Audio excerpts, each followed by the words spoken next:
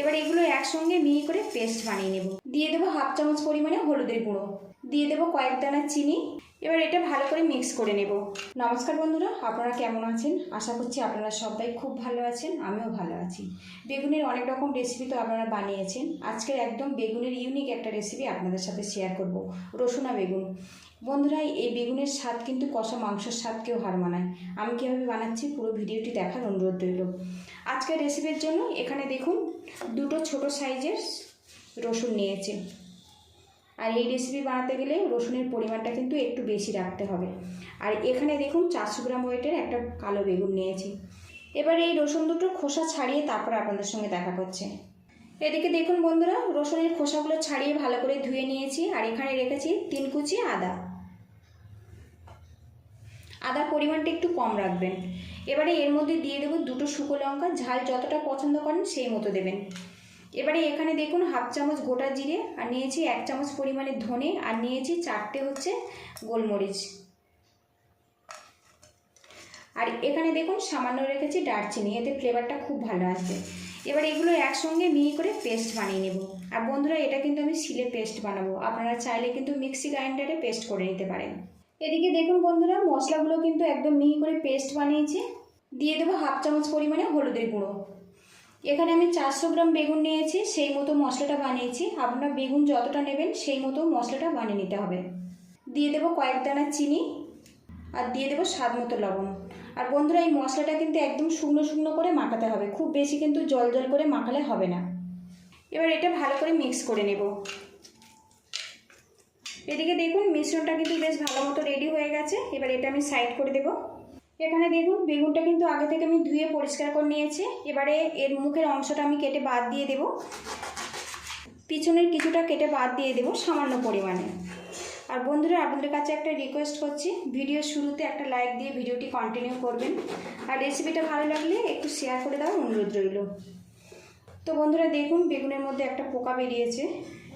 এবারে এখান থেকে আমি বেগুনটা দুটো ফালা করে নিয়ে নেব। আর এই বেগুনটা কিন্তু একটু বড় বড় সাইজ করে কাটতে হবে বন্ধুরা, খুব ছোট করলে কিন্তু রেডি হবে না।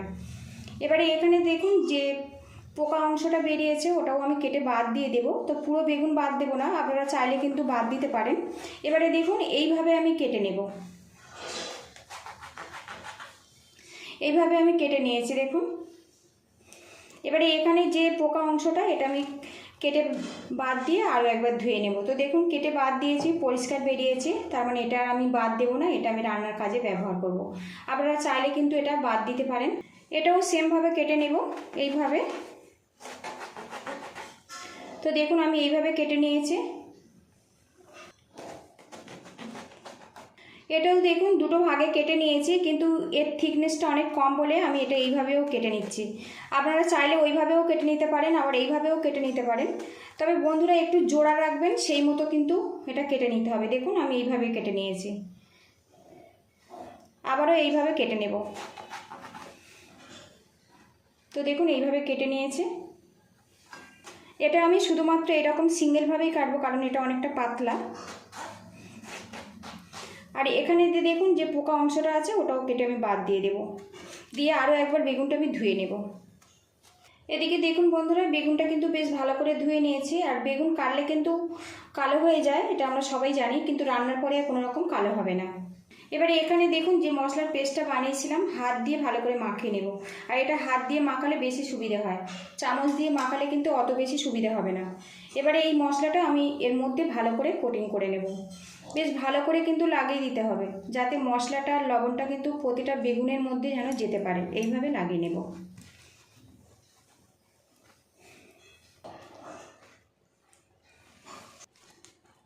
মশলা দিয়ে প্রতিটা বেগুন এইভাবে আমি কোট করে নেব। এর উপরের অংশটাও কিন্তু বেশ ভালো করে লাগিয়ে দিতে হবে, যাতে মশলার ফ্লেভারটা বেগুনের মধ্যে চারিদিকে ছড়িয়ে যায়, আর তবে কিন্তু খেতে ভালো লাগবে। বেশ সুন্দর করে হাত দিয়ে একটু ঘষে ঘষে মাখিয়ে নেব মশলাটা।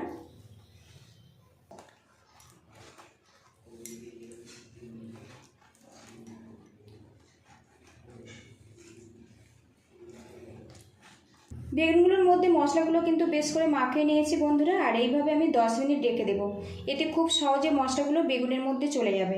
10 মিনিট পরে আপনাদের সঙ্গে দেখা হচ্ছে। এদিকে দেখুন বন্ধুরা 10 মিনিট হয়ে গেছে। এবার এটা রান্নার কাজে নিয়ে চলে যাব। এদিকে প্যানটা গরম করে নিয়েছি, এর মধ্যে দিয়ে দেবো সরিষার তেল। আর আজকের এই রেসিপিটা সরিষার তেল দিয়ে বানাবেন, এতে স্বাদ কিন্তু বেশি ভালো হবে। তেলটা ভালো করে গরম করে নেব। এবার এর মধ্যে 1/2 চামচ কালো জিরে দিয়ে দেবো। কালো জিরে একদমই অপশনাল বন্ধুরা, আপনারা চাইলে দিতেও পারেন, নাও দিতে পারেন। ভালো করে ফোড়ন করে নিয়েছি।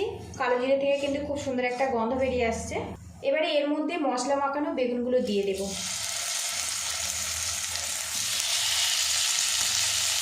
এখানে আমি 4 পিস বেগুন একসঙ্গেই দিয়ে দেব।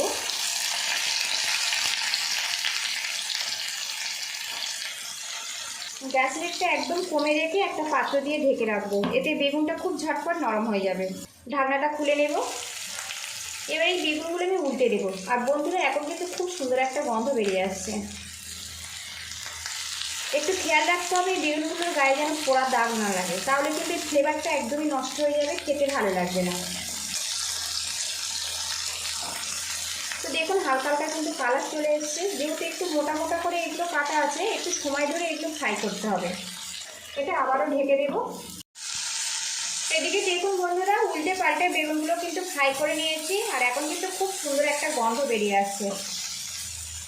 গ্যাস রেটটাকে বন্ধ করে দেবো, দিয়ে এগুলো নামিয়ে নেব। আর বন্ধুরা এই রেসিপিটা কিন্তু গরম ভাতের সাথেও খুবই ভালো লাগে, রুটি পরোটা দিয়ে কিন্তু দারুণ লাগে খেতে। রেসিপিটা যদি ভালো লাগে তো বাড়িতে এইভাবে ট্রাই করবেন, কেমন হয়েছে কমেন্ট বক্সে জানাবেন। তো বন্ধুরা দেখুন রুটিটা কত সুন্দরভাবে এটা রেডি হয়েছে, দেখুন বন্ধুরা। আর খুব সুন্দর একটা স্মেল চলে আসছে। এর সঙ্গে কিন্তু ভাত দিয়ে খেতে এক্সট্রা করে কোনো রকম কিছুই প্রয়োজন হবে না। এর মধ্যে যে মশলাটা আছে ওটা দিয়েই ভাত মাখিয়ে পুরো কিন্তু একতলা ভাত আপনারা খেয়ে নিতে পারবেন। পুরো ভিডিওটির সঙ্গে থাকার জন্য অসংখ্য ধন্যবাদ। ভালো থাকবেন, সুস্থ থাকবেন, দেখা হবে নেক্সট ভিডিওতে। আর কত সুন্দরভাবে এটা রেডি হয়েছে দেখুন বন্ধুরা, একদম কিন্তু নরম তুলতুলেভাবে রেডি হয়েছে।